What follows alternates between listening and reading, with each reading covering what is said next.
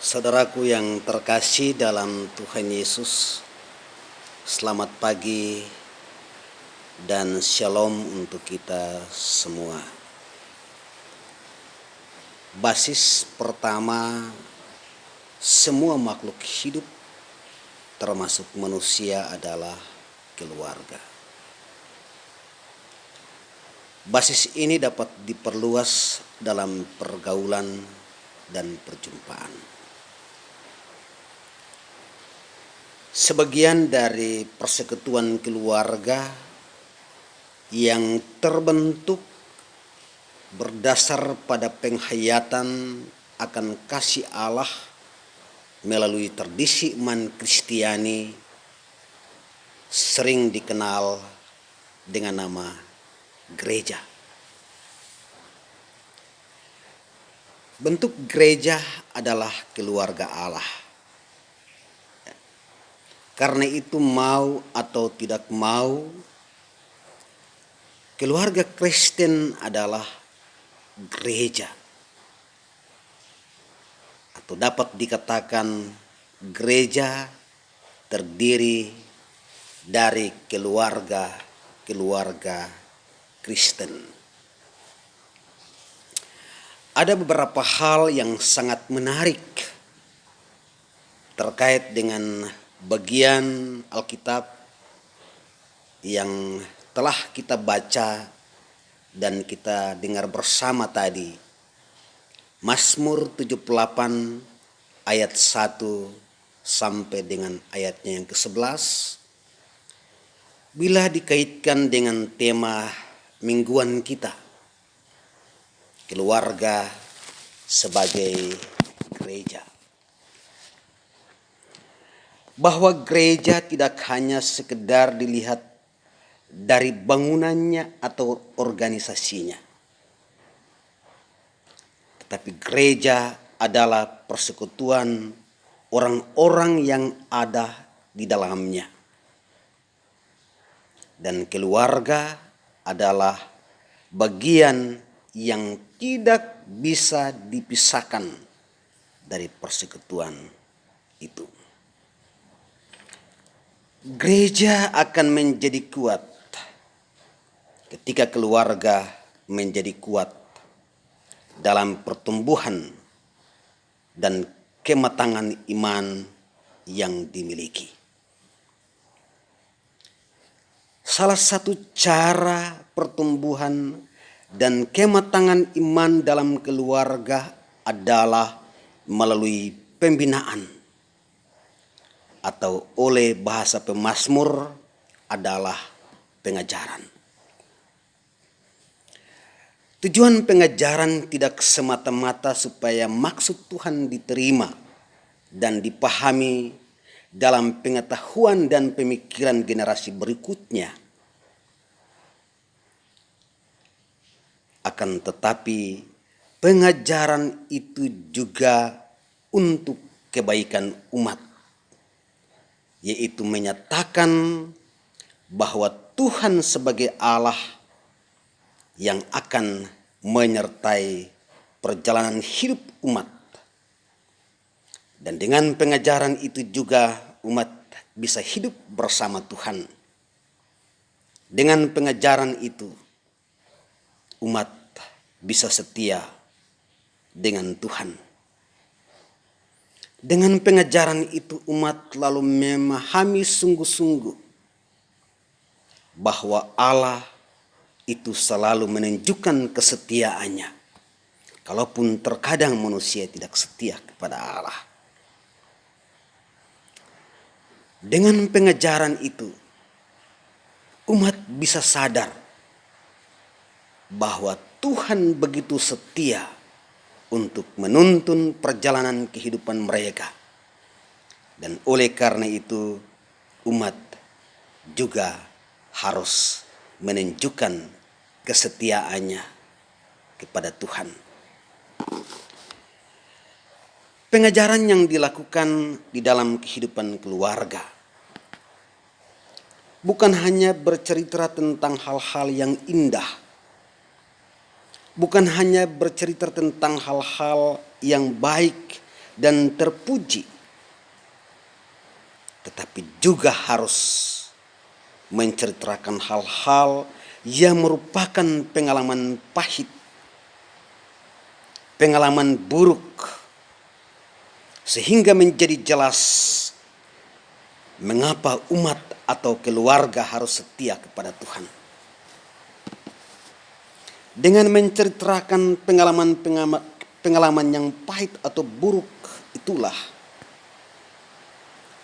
generasi selanjutnya dapat melihat bahwa dalam perjalanan hidup ini kemungkinan menghadapi tantangan dan melakukan kesalahan itu bisa saja dapat terjadi.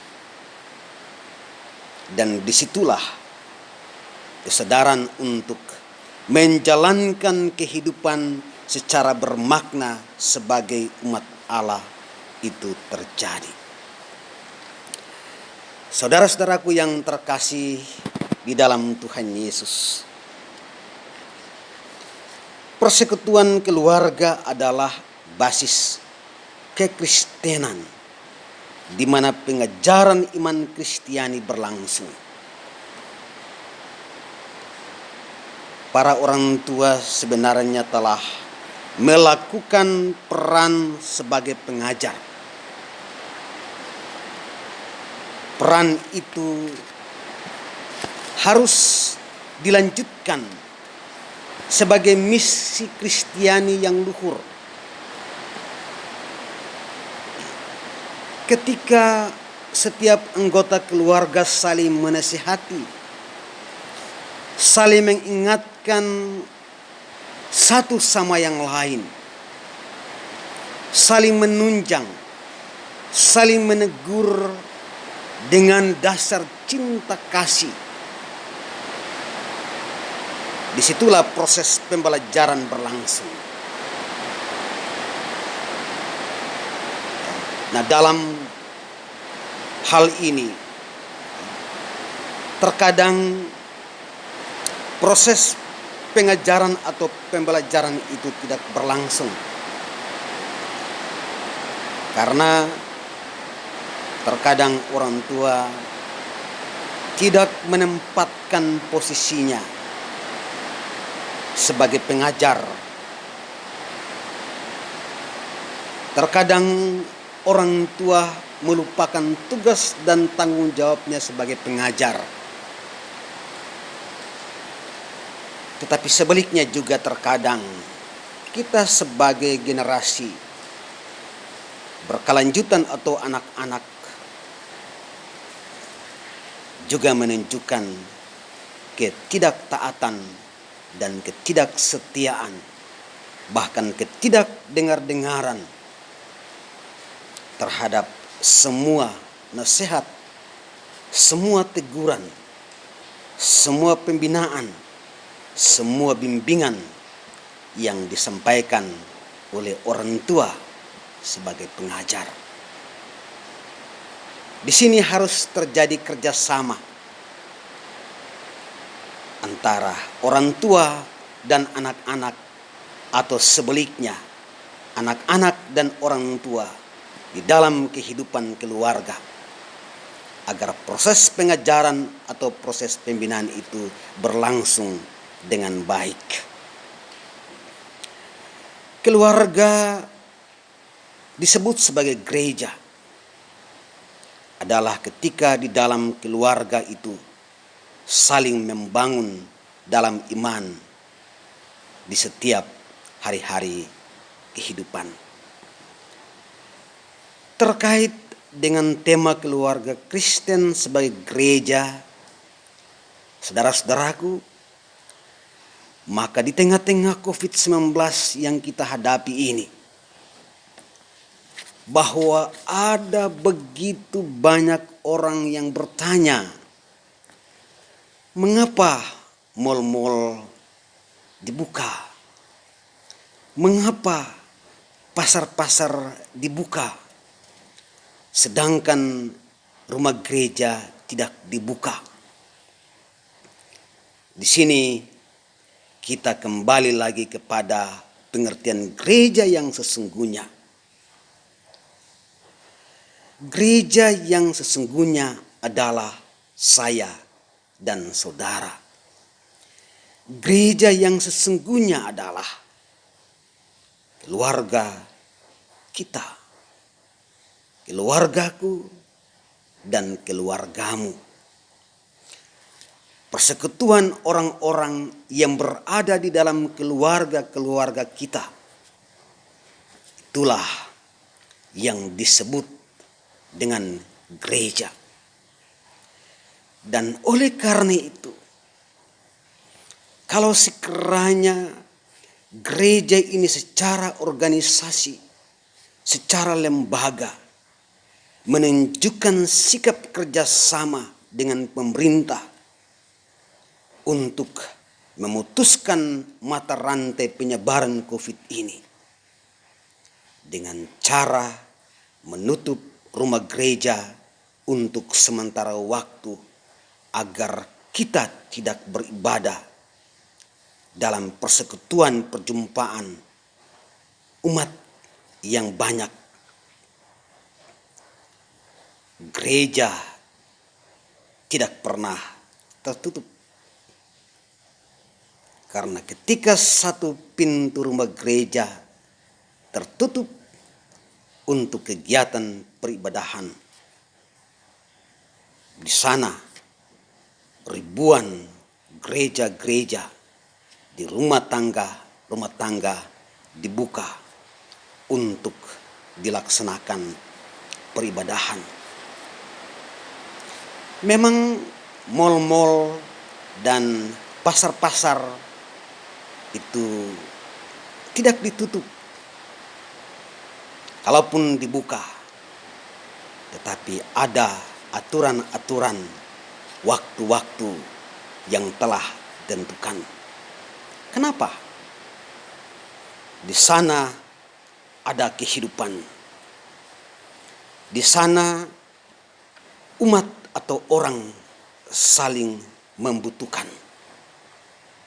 Dari segi kehidupan jasmani dan kebutuhan hidup yang lain.